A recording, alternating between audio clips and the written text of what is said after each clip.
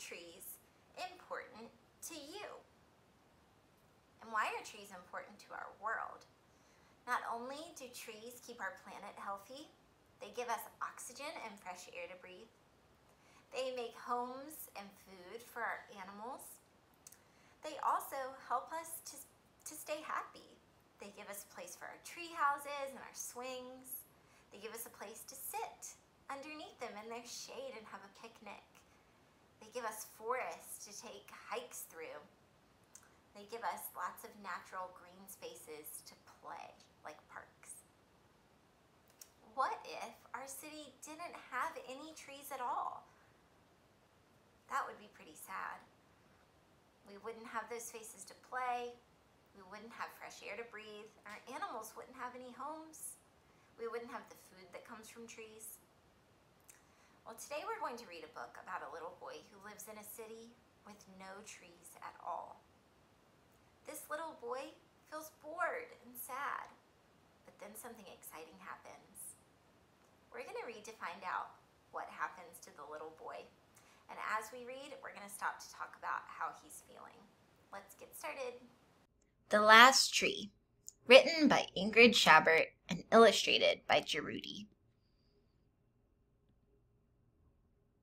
When I was a boy, besides being small for my age, this is the little boy speaking, I was enormously bored. So to be bored means that you feel like you don't have anything to do.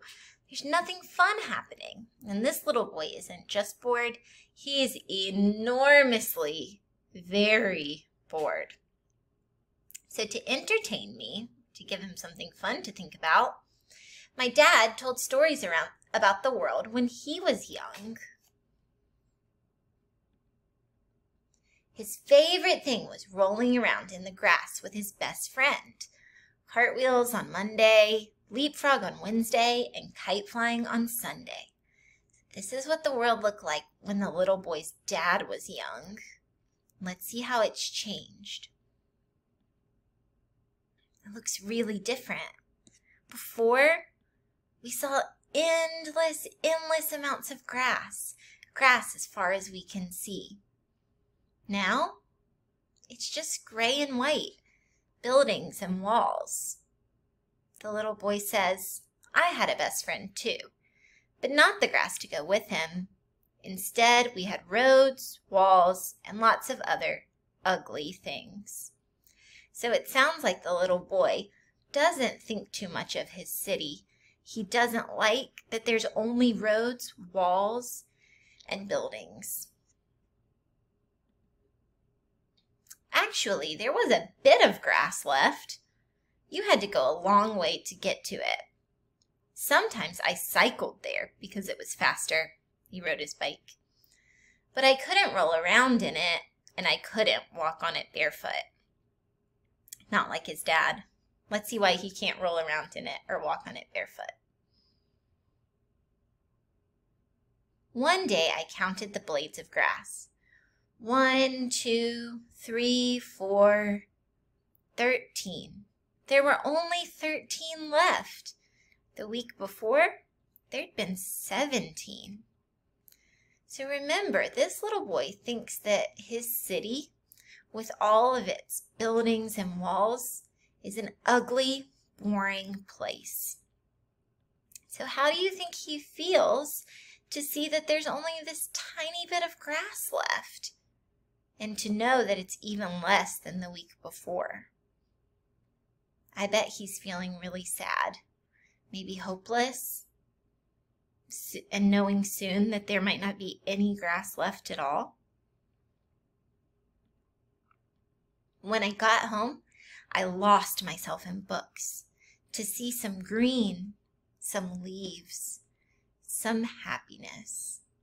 So when this little boy sees leaves and green and trees, he thinks of happiness. That makes sense because when he saw his city with its buildings, walls, and roads, he just thought of ugliness. The next day, Gus, my best friend, came to find me. You have to see this, he told me in secret. Okay, so they're riding their bikes somewhere. I wonder where they're going. We jumped on our bikes and I followed him.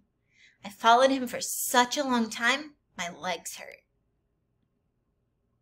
"We're here," he said finally. We got off our bikes and I kept following him. And there, behind a low crumbling wall, do you see it? A small tree was hiding. It must have been a very young tree. "It's so beautiful," I whispered. "It's the first one I've seen. Do you think it's the last tree?" "Probably."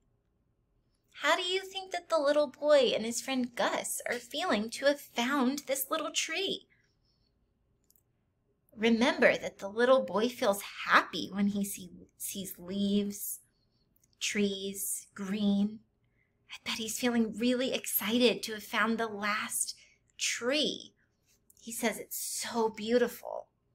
Maybe he's feeling a little bit more hopeful, like there could be trees in his city. We stayed a long time, looking at it without moving, without speaking. And that night, I dreamt about it. So this is the tree in his dream. I imagined it tall, huge even, and majestic. But the next day, when I saw the front page of the newspaper on the kitchen table, I quickly understood that the tree would never be huge. Oh no, he was just feeling a lot more hopeful. Like there could be trees in his city, and there could be some happiness. He imagined the tree looking like this, but now he says the tree will never grow huge. Let's see why. The headline read, 247-floor luxury condo. Construction to start this week.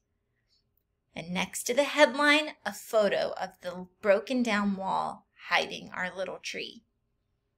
So they're going to turn where the little tree is into a construction site and build a really tall building. Oh no, the first thing they do when they start construction is to clear all of the land. That means the little tree will get torn down. My parents looked on, surprised, as I ran to the garage. My bike was waiting. His parents must be thinking, where is he going? And together, Gus and I rode as fast as our legs and wheels could go. Where do you think they're going? The little tree was still there, unaware of the threat hanging over it. The little tree doesn't know that it's getting ready to get turned into a construction site. What do you think the little boy and his friend Gus will do? Take a look at the picture. Do you see any clues? I took a shovel from my backpack and started to dig. I had to get it out of there. I gently took the tree, put it in my backpack, and got back on my bike. We rode for so long, the early morning had turned into night when we stopped, exhausted. This spot would be perfect. So he's rescued the tree. He's digging it up. He's put it in his backpack and biked it really far away to the perfect spot. We dug and dug and dug so it would do well in its new home. I looked at it, I looked at the stars, and I asked them to watch over it. It was the last tree. So I bet the little boy is feeling really special for having found the last tree, really satisfied for having found a great spot for it. I know he's exhausted from working so hard all day long. I bet he's feeling a little bit nervous too about the new tree. So he asked the stars, please watch over it. Years later, I returned to see it. I had grown too, and the tree had too. So he goes to visit his tree, and now it looks a bit like the one in his dream. Notice how far away it is from his city. They moved it really far away so it would have room to grow and thrive and live. I'm really happy that the last tree got to grow big, But I still feel sad that there's no trees in this little boy's city, and that they had to travel so far to see the very last one. And that's the end of our story. I noticed on this page a lot of grass.